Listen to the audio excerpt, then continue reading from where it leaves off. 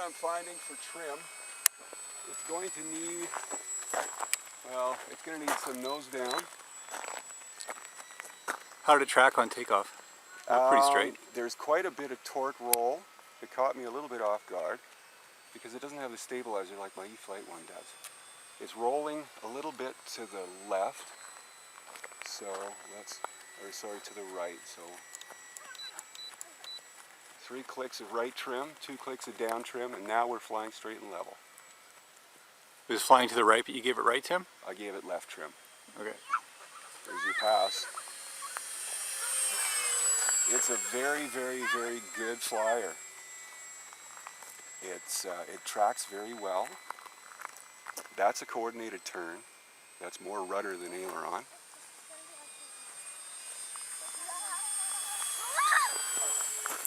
It's still, now I've put in 3 clicks of down, and that's flying it just at half power. It's very smooth. It's quite responsive. Now that it's trimmed, let's open her up. Barrel roll. Very pretty barrel roll. Very pretty barrel roll. And we'll give you a full throttle pass here.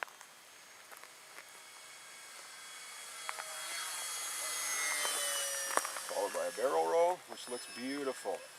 Like all Mustangs, it tends to stick its nose up when you pour on the coal. Very high lift wing on this airplane. A very, very high lift wing in this airplane. But I will say this about it, because I've been flying the Doll.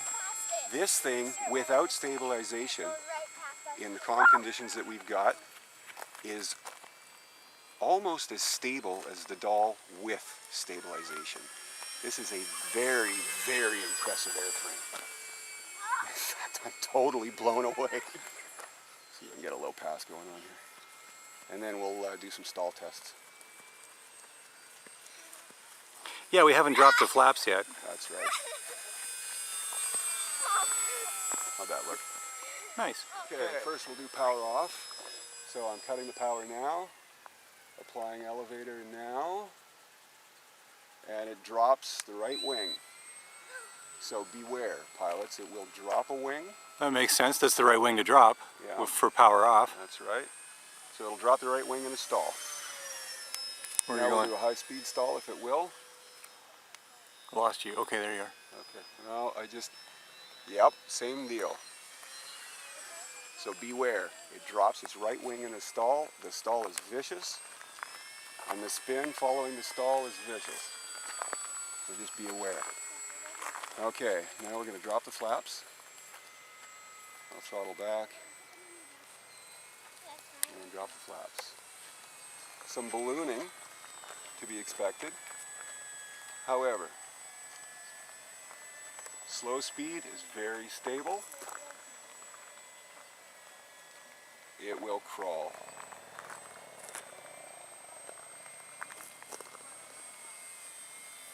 So there's your slow speed with flaps down. The balance is beautiful. Very, very little elevator to hold it inverted.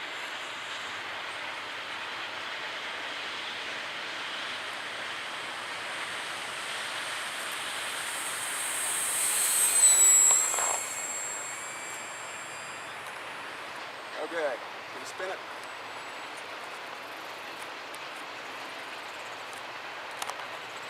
Nice fast spin. Very tight spin, looks like. Yep. So what were your controls in that spin? Everything in a corner? Yeah, everything in the bottom right corner. Now that's how it spins to the right?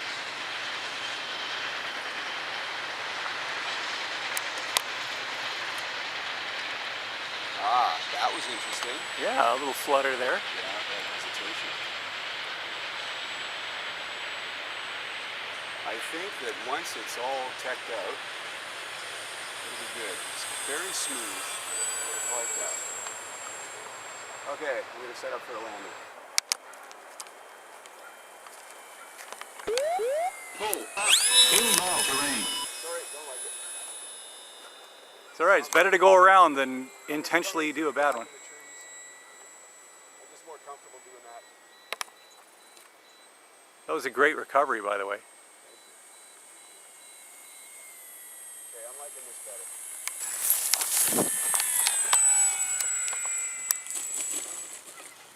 Three-pointer. Got the worst headache. Okay, so Maiden's over, landed it. What kind of battery was in there? I was flying it on a Great Hobbies 2200 3S 35C battery, which is actually a good battery. I think this was manufactured about 1852 and it's been flying aircraft ever since then. Great Hobbies is a Canadian chain, I think. Great Hobbies is a Canadian chain. I don't think they have in the States, so, but this would be equivalent to any, well, probably equivalent to what, the Glacier 2200 roughly? Yeah, probably that, or the E-Flight 2200, Right. which I'll use for the next flight. Okay. But I'm now going to test the voltage. I was up for 5 minutes and I landed right on my timer. So I took out I'm at 11.3 volts, 3.77, 3.77, 3.77. So the battery's balanced. Nice. 11.3. Yeah, It's that balanced basically perfectly. You don't really want to go below 3.7 per cell. No, that's right. And that was a 5-minute flight. The manual says you can do a 6-minute flight, maybe, if you're very, very, very conservative. But I thought that I was conservative considering it was a maiden flight. We've had 2 good approaches and 2 nose-overs on landing. So what we're going to do now is we're going to do a taxi test in the field behind me and just see how well this thing taxis. The prop has stood up to the nose-over, so that's a good thing. After we've done the taxi tests, which I'm hoping will reveal that the aircraft doesn't like grass and it's not my landing technique, we're going to do a couple of hand launches so that those of you who want the airplane as just a hand launcher can see how well or how poorly it hand launches. So what we're going to do is we're just going to give it full up elevator, hit the timer so we don't run out of battery juice, and just taxi it and see if it will roll. Aha! It doesn't like it at all. No, so you need either pavement or you need to go onto your golf course and there's nobody else around to taxi this thing. Yeah, it's not happy. If that, I could have turned that into a takeoff, but that's not the point of the experiment. All right, Okay. come on back here. Well, obviously she loves the gravel, but Yeah. that's nice and even.